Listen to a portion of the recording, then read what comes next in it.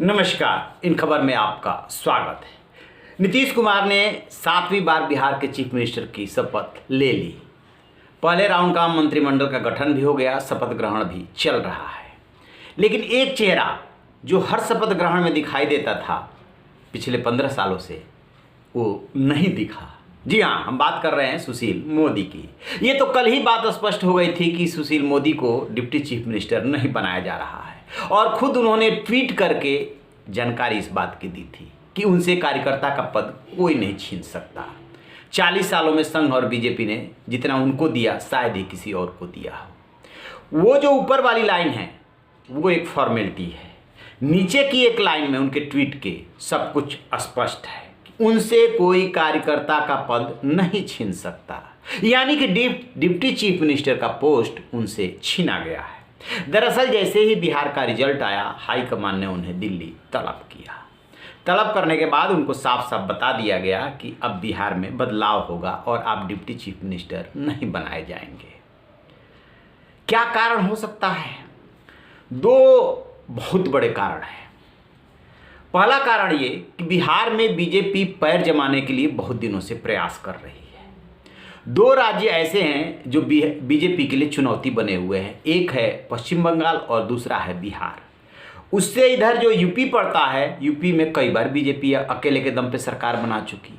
उसके उधर जो असम पड़ता है, जो असम जिसमें लगता था कि बीजेपी के लिए बहुत टफ स्टेट है, वहाँ भी बीजेपी अपने दम पे आ गई। तो बिहार पश्चिम बंगाल का चुनाव तो अगले साल है, वो चुनौती अलग है।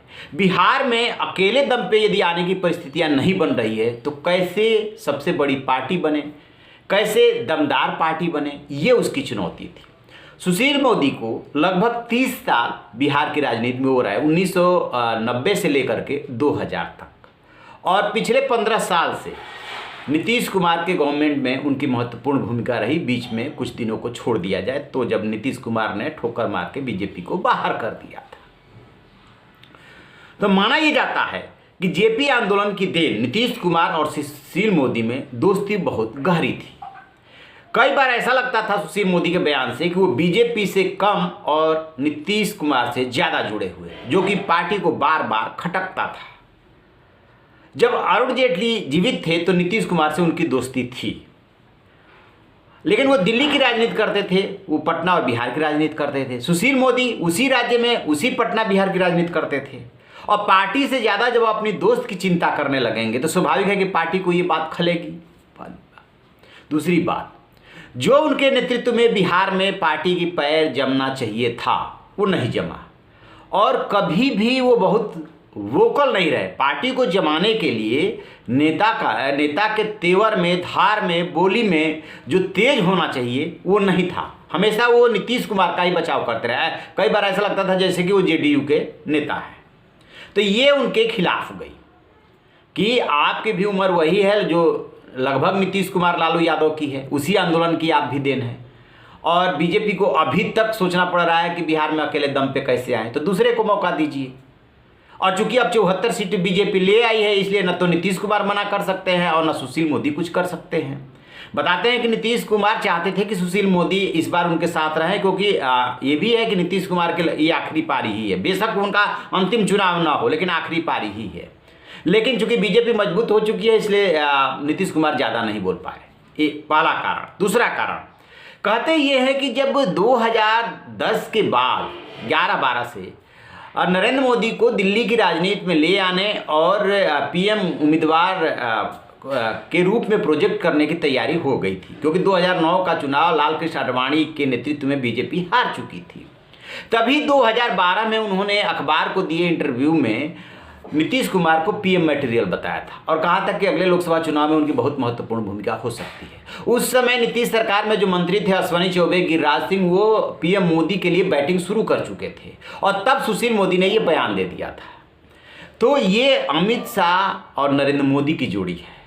जो चुप है इसका मतलब ये नहीं कि आपको गलतियों को माफ कर दिया है, वो चीज़ें कहीं ना कहीं दिमाग में काम कर रही होती है। तो बताया जा रहा है कि वो जो इंटरव्यू था वो भारी पड़ा इन पे, और नीतीश कुमार एक बार नहीं कई बार बीजेपी की बेइज्जती की है, खास तौर से जब मोदी ने गुजरात का सीएम रहते हुए बिहार को चंदा दिया था। चंदे को जब वहाँ पे विज्ञापन के रूप में प्रचारित प्रसारित किया गया तब उन्होंने दावत कैंसिल कर दी थी। और भी कई ऐसे मौके आए जब प्रधानमंत्री तब ये नरेंद्र मोदी नहीं बने थे तो वो प्रधानमंत्री से बचते रहे थे। आपको पंजाब की रैली की वो तस्वीर याद होगी जिसको बीजेपी बार बार दिखाती थी और नीतीश कुमार उससे बचते थे। खैर, वो राजनीति में होता रहता है, कभी दोस्त कभी दुश्मन, कभी दूरी कभी नज़दीकी, ये सब चलता रहता है। लेकिन अपनी ही पार्टी का नेता यदि ऐसा बयान दे तो स्वाभाविक रूप से वो दिमाग के किसी न किसी कोने में काम कर रही होती है। तो राजनीति में होता क्या है कि सीधे सीधे आपको एकदम से वार नहीं किया जाता है, बल्कि तरीके से हटाया जाता है। तो ऐसा नहीं है कि सुशील मोदी को एकदम से खत्म कर दिया जाएगा। सुशील मोदी को केंद्र की राजनीति में चांस दिया जाएगा, राज्यपाल का पद हो सकता है, राज्यसभा से ले आकर के केंद्र में मंत्री पद दिया जा सकता है। लेकिन ये दो बड़े कारण हैं, उनके नेतृत्व में बीजेपी का बिहार में मजबूत ना होना और दूसरा नीतीश कुमार के लिए बैटिंग ज़्यादा करना, अपनी पार्टी के लिए कम करना, ये दोनों चीज़ें उनके अगेंस्ट गई है। चलिए, अभी और वहाँ की राजनीति पर नज़र रखे हुए जो भी अपडेट मिलेगा हम आपसे साझा करेंगे। आप रहिए ना बेखबर, देखते रहिए इन खबर। Thank you.